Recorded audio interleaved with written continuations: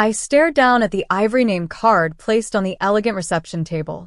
Single mother waitress. Not my name. Not Ella Monroe. Just 3 words, written in glimmering calligraphy like a punchline to some sick joke. Laughter bubbled from across the table. I didn't have to look to know it was my mother's chuckle, light, cruel, laced with the same polished venom she'd always reserved for me. Well, at least they got the job title right. My older sister Brielle smirked from her seat at the head table. She was glowing in white lace, basking in the glitter of chandeliers and hollow adoration. Don't pretend it's not what you do, Ella. My throat tightened. Around me, heads turned, friends, cousins, strangers, some clutching champagne, others pretending not to notice the label on my seat. It was deliberate, meticulously planned. In a ballroom where place cards read things like Dr. Julia Carter, Investor Jonathan Lang, and Judge Frederick Hale, mine read like a tabloid headline. The words screamed one thing: you don't belong here. I could have walked out. I should have walked out. But then I heard a chair scrape. Sharp. Heavy. From the VIP table near the front, where only family sat, where a man with silver hair and a charcoal suit slowly stood. All heads swiveled toward him. My uncle, Garrett Blackwell. The one no one had expected to show up. The one people whispered about at family dinners. Billionaire. Ruthless. Reclusive. He looked directly at the place card in front of me. Then his voice cut through the room like a blade dipped in ice. Who wrote this? He asked, lifting the card with 2 fingers like it disgusted him. Silence. Nobody answered. So he turned to Brielle. Was this your idea? Brielle's mouth opened, closed. It was supposed to be a light-hearted. You humiliated your sister. On her own blood seat. At your wedding. Garrett's voice didn't rise. It didn't need to. It was heavy with authority. With judgment. The kind that didn't care about smiles or pearls or social grace. Stand up, Ella, he said, without breaking eye contact. I stood, my knees shaky, heart pounding. I apologize for this disgraceful display, Garrett said, loud enough for the entire ballroom to hear. And starting now, this event is under new ownership. Gasps. Then murmurs. People sat straighter. Someone dropped a glass. I'm buying out the venue, Garrett said calmly. I already own the catering company. And as of this morning, I acquired full controlling interest in Langley Designs, the company that made your wedding gown, Brielle. My sister's face drained of color. You think mocking your sister makes you clever? You think success is white silk and staged perfection. He paused.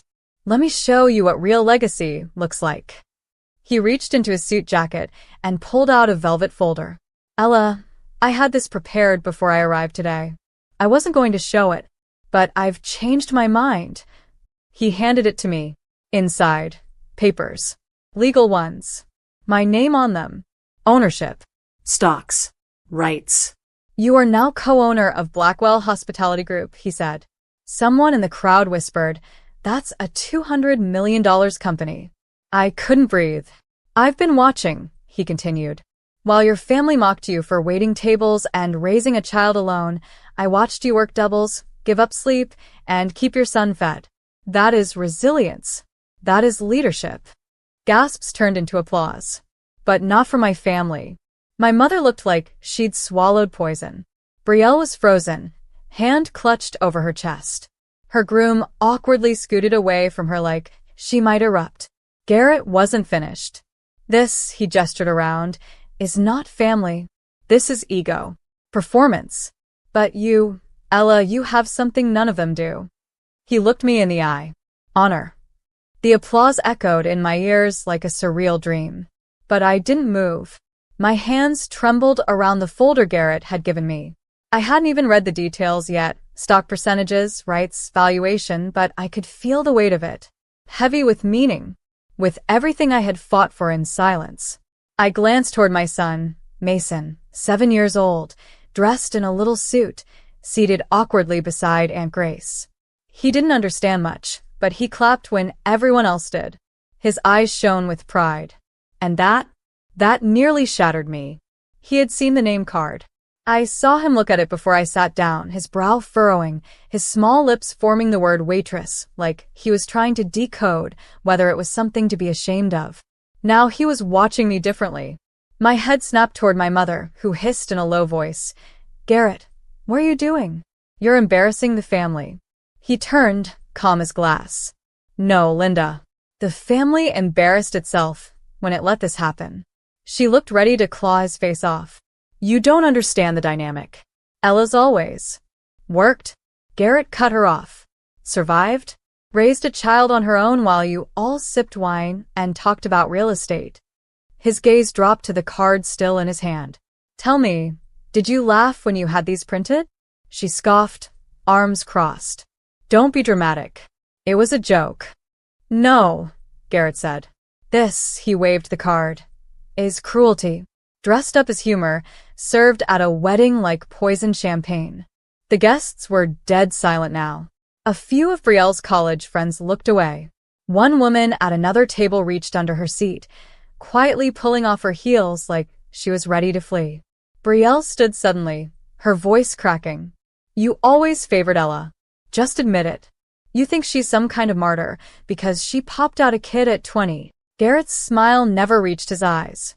"And you think you're royalty because you paid someone to sculpt your life into an Instagram feed." The groom, a stiff guy named Jeremy, who hadn't spoken a word in 15 minutes, whispered something to Brielle. She snapped at him. "Don't you dare take her side." Him. Not even me. Her side, like I was suddenly an outsider threat. That's when Garrett walked over to me. He didn't speak in front of everyone this time. Just leaned in, his voice quiet, for my ears only. "You're not the joke anymore, Ella," he said. "You're the reckoning." Then, louder, he turned back toward the crowd. "If anyone here has a problem with that, you may leave. Your plates are paid for." My mouth was dry. My legs felt like stilts. My sister had turned red, actually red, and my mother was blinking so fast it looked like she was trying to reboot her face. But Garrett?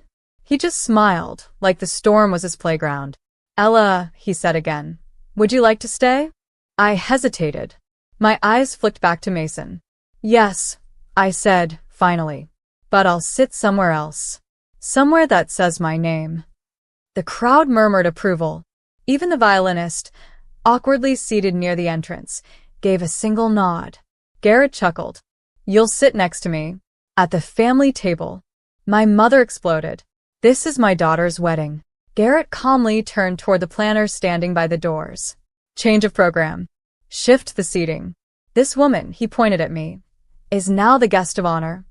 A few cheers broke out, hesitant but real. The planner looked pale but obeyed. She scrambled with her clipboard. That's when Brielle snapped. Her voice shook with rage. "You think this makes you powerful, Ella? Getting a handout from a rich man? You think that folder makes you a boss? You're still nothing." I turned to her, slowly, without anger. "I didn't ask for this," I said. "But I sure as hell earned it." She opened her mouth to say something else, but I didn't wait. I walked right to the head table, sat beside Garrett. And for the first time in years, my spine didn't ache from bending. Garrett leaned over once more. "This is just the beginning." And I believed him. The room was silent. Forks frozen midair. Laughter died. I sat at the head table next to Uncle Garrett, where Brielle never imagined I'd be. Mason was brought over too, seated proudly beside me, swinging his little legs. He didn't know what was happening, but he knew I'd just been moved from the shadows to the spotlight. Garrett raised his glass. "Let's toast." Everyone lifted theirs, awkward and quiet. "To the woman you all laughed at, the one you called a joke," he said, locking eyes with my mother and Brielle, who turned out to be the only one worth honoring tonight. Gasps. One guest choked on champagne. Brielle stood. "This isn't about her. It's my wedding." "No," Garrett said calmly. "It's a mirror. And today, you don't like your reflection." She stormed off. My mother followed, face pale. Garrett leaned toward me. "You okay?" I nodded slowly. "I'm not used to being seen." He smiled. "Get used to it." After dinner, guests came up one by one. Some apologized. Some just said congrats like I'd won a prize. But one stood out. Jeremy, Brielle's groom. I didn't know she'd label your seat like that, he muttered. You saw it and said nothing, I replied. He looked down. Guilty. I was told not to interfere, he added. I shrugged. That's your marriage, Jeremy. Built on silence. He walked away. Garrett put a hand on my shoulder. You handled that better than I would have. I didn't feel powerful. I just felt awake. Something inside me had snapped. And it wasn't breaking. It was rebuilding. It had only been 2 days, but everything around me felt different. Not because I had money now, though Garrett's folder was real, legal, and powerful. Not because I'd been moved from a table labeled single mother waitress to the head of the room in front of everyone. It felt different because, for the first time, I wasn't ashamed.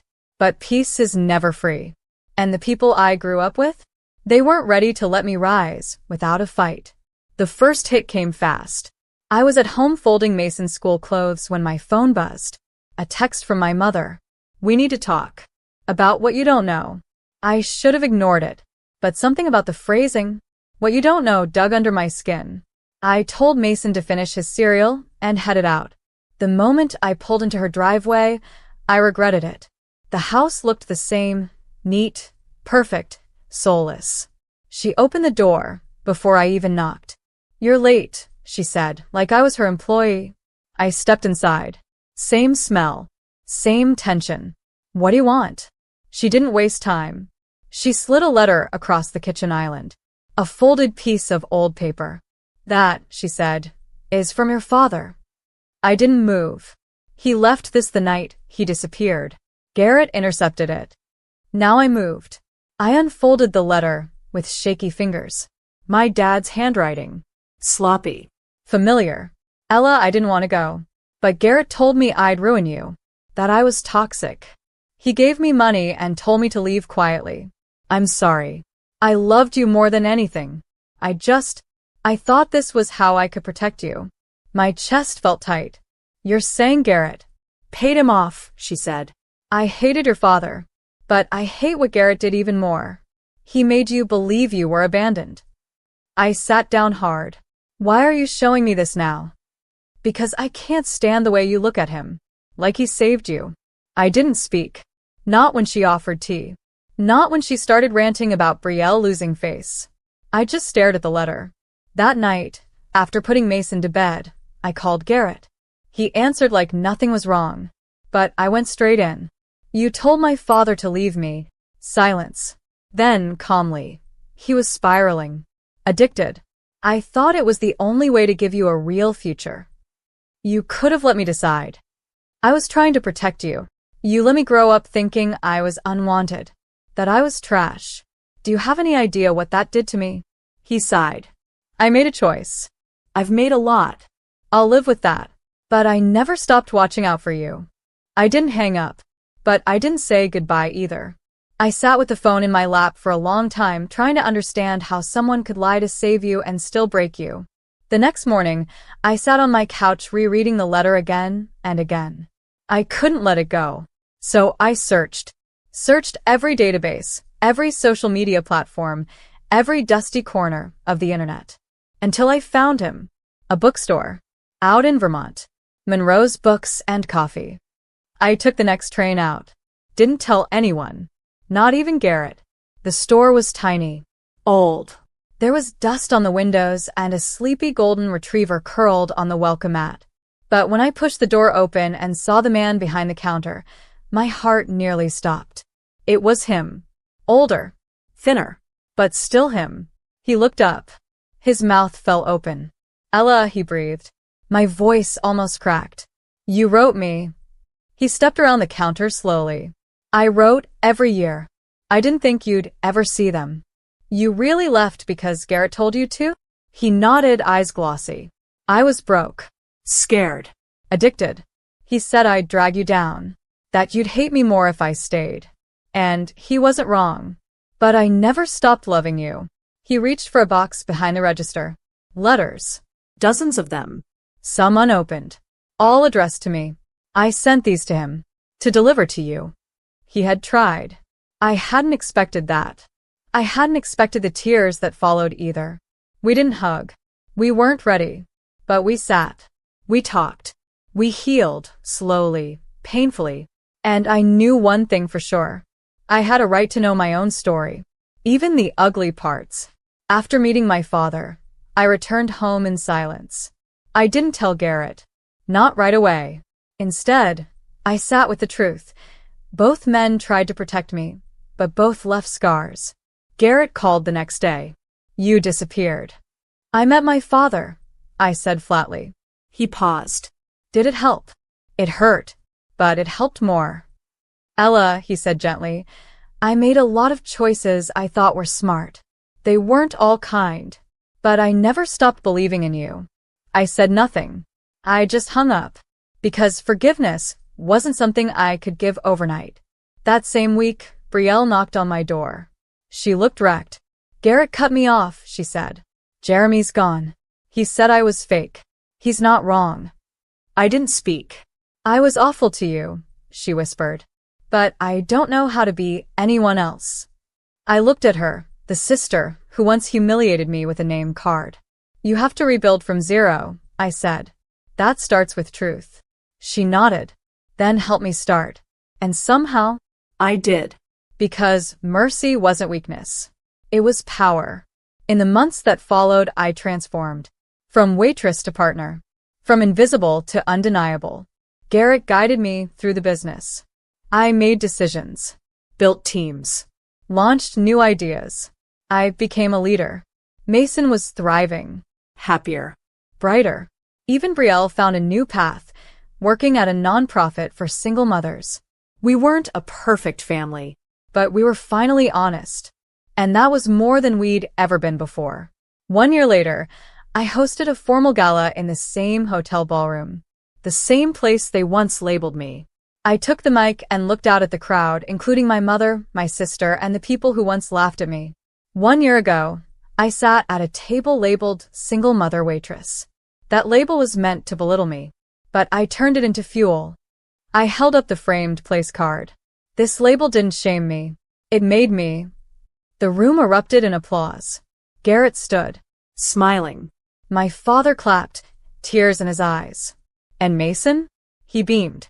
That night, as I tucked him in, he whispered, Mom, they all look up to you now. I smiled, brushing